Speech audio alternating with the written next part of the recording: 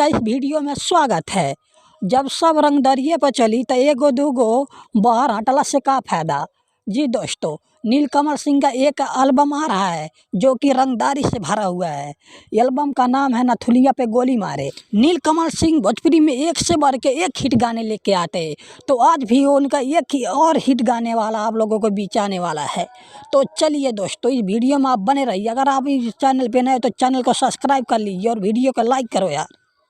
नीलकमल सिंह का भोजपुरी हो या सैड सॉन्ग, आप लोगों के बीच आते ही हिट हो जाता है। तो चलिए दोस्तों, जानते हैं नथुनिया पे गोली मारे इस एल्बम का कैटेगरी कैसा है।